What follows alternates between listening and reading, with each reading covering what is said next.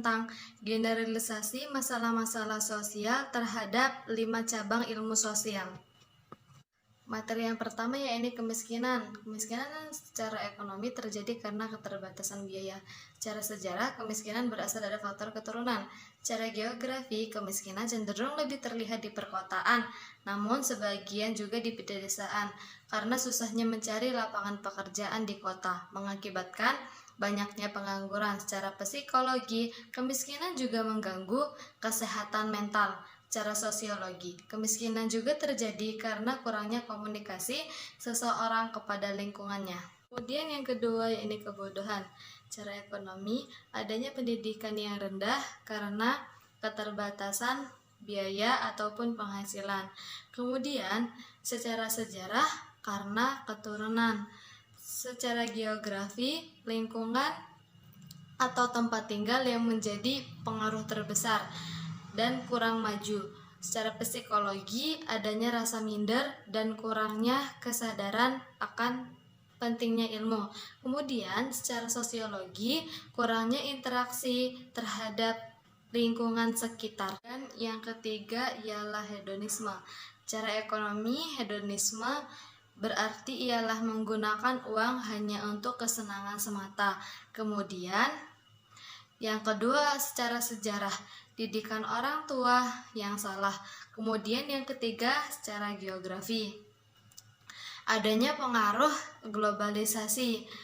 Kemudian secara psikologi, terjadi karena kurangnya motivasi diri dan ketidakpuasan terhadap pribadi. Kemudian yang terakhir secara sosiologi, terjadi karena pengaruh teman sebaya dan tuntutan sosial. Selanjutnya ialah penyalahgunaan narkoba. Secara ekonomi terjadi karena terbatasnya lapangan pekerjaan.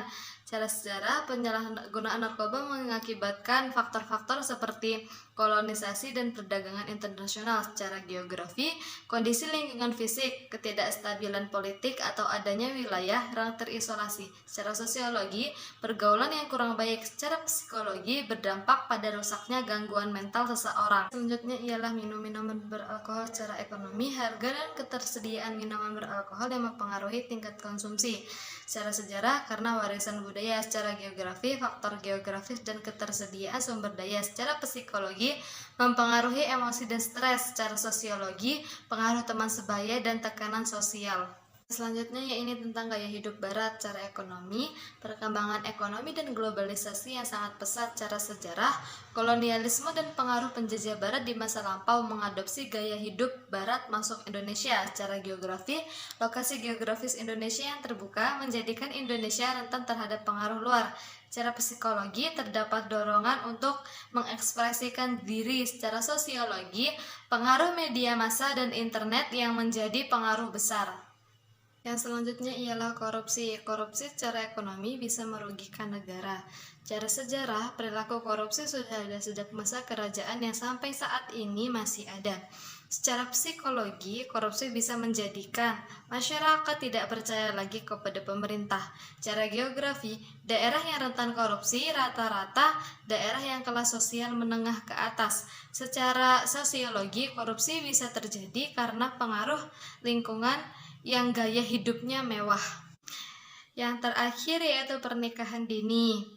Secara ekonomi, pernikahan dini bisa terjadi karena faktor ekonomi, keluarga yang kurang mencukupi. Secara sejarah, pernikahan dini didapat tradisi dari masyarakat terdahulu. Secara geografi, pernikahan dini banyak dilakukan oleh masyarakat desa. Kemudian secara psikologi, pernikahan dini dapat menimbulkan tekanan pada anak dan bisa mengakibatkan terjadinya perceraian.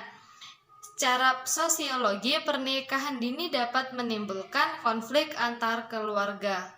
Sekian pemaparan materi dari saya. Terima kasih. Wassalamualaikum warahmatullahi wabarakatuh.